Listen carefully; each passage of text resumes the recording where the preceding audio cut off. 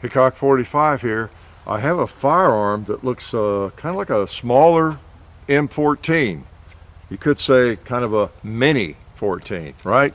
Let's shoot it. Chapter 2, we're gonna start smoking pot, man.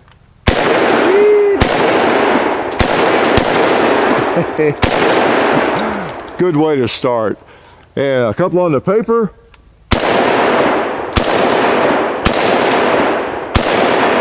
Pretty amazing he could hit that paper close to the bullseye at that long range, right?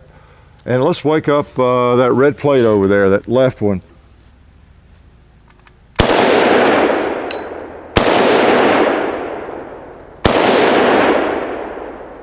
Oh, there we go.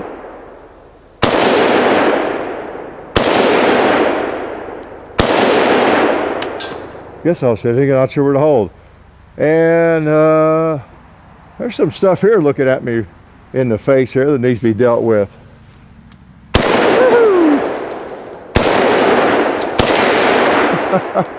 That was not a full magazine, obviously. I had a little trouble loading it. It was really kind of hanging. I don't know. Just not as user-friendly, I guess, as an AR magazine, you could say. But yes, this is the Mini 14.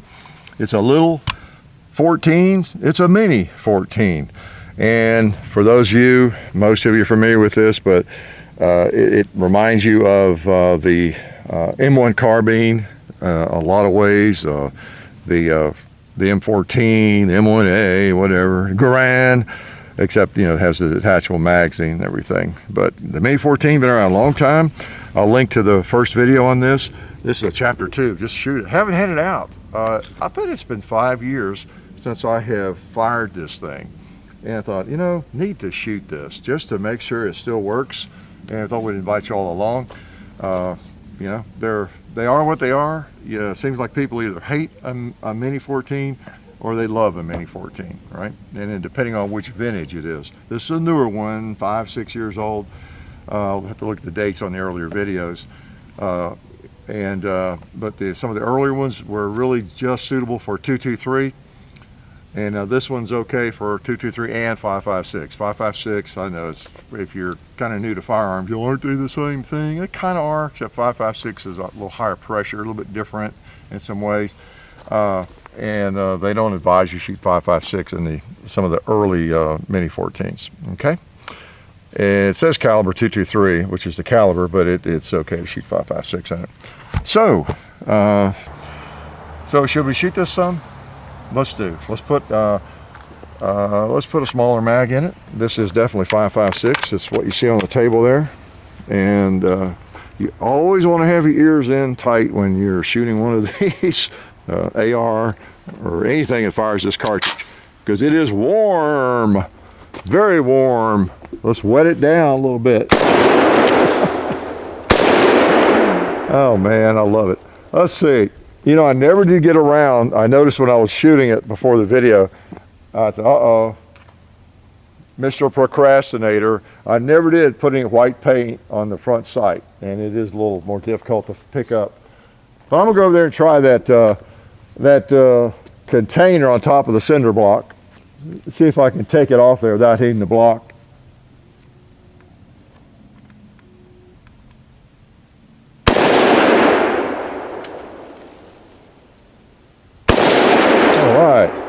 Not that I'm worried about hitting the block, because now I'm going to try to hit the block.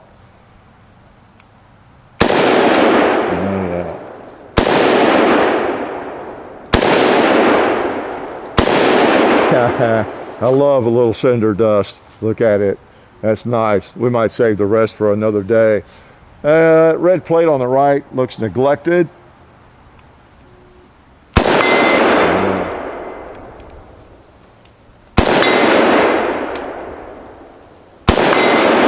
Maybe one of those in the middle.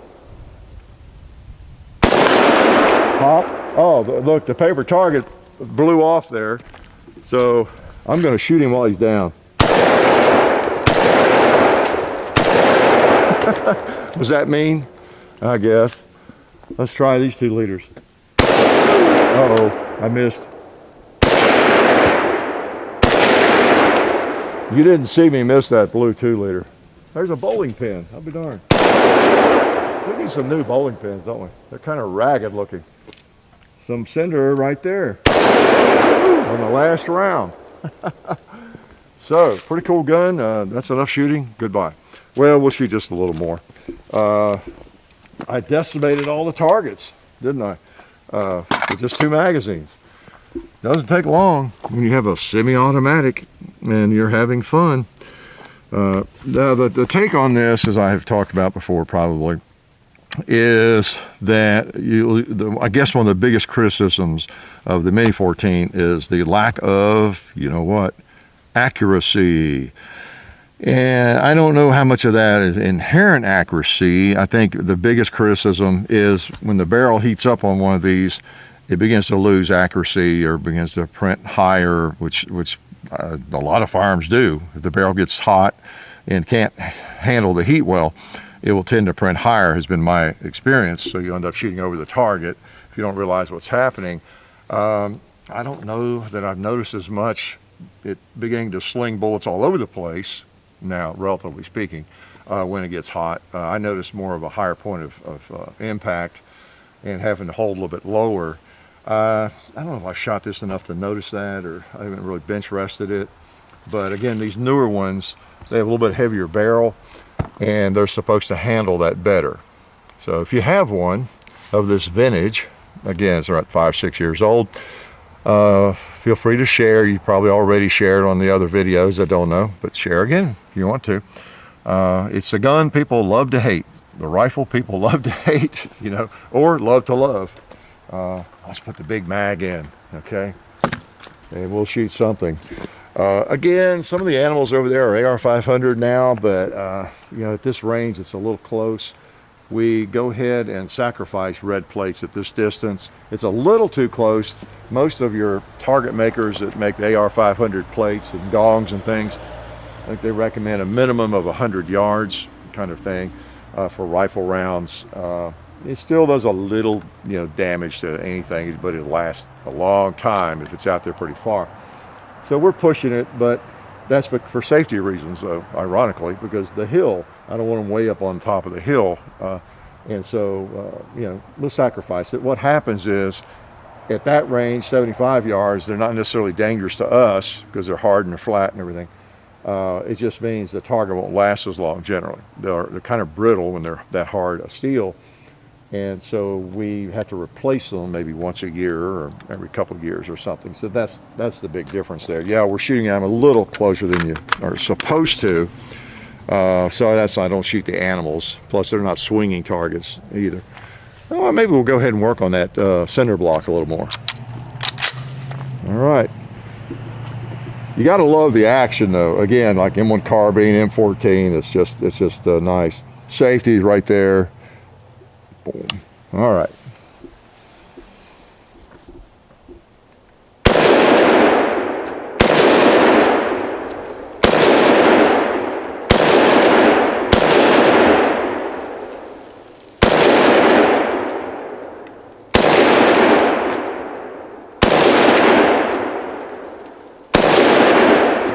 I do think a 45-70 would have taken it off there by now.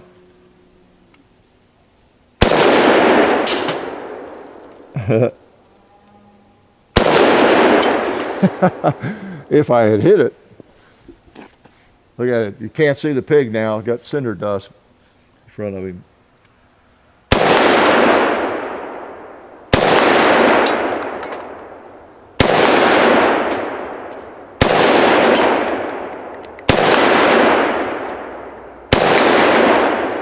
Nice, fun shooter, fun shooter. We've got one target left. Just to show you the massive recoil on one of these, if you've never fired a 223, it doesn't kick very much. And the burn barrel could use a couple more holes in it. Yeah. Just to make sure our next fire gets ample ventilation. We've got an irregular flooring here. I'm not actually drinking. Okay, I've had to point that out before. So, pretty cool rifle. That's probably enough shooting for today. I know a lot of you are getting ready for Thanksgiving dinner and all that kind of thing. Don't know when you'll see this. I guess probably after Thanksgiving. But I've not had any trouble with it. I've not really noticed a problem with accuracy. But again, I don't bench rest it. I just, you know me, I'm just a professional plinker. And if I can hit something, you know, that size at 75 or 80 yards and things I want to hit, I'm okay. Obviously, you know, if I need to do better than that, I'll get a better gun or a scoped rifle or whatever. But I think for most people's purpose, you know, there's nothing really wrong with them. The newer ones especially. But let us know if you know differently or you think differently.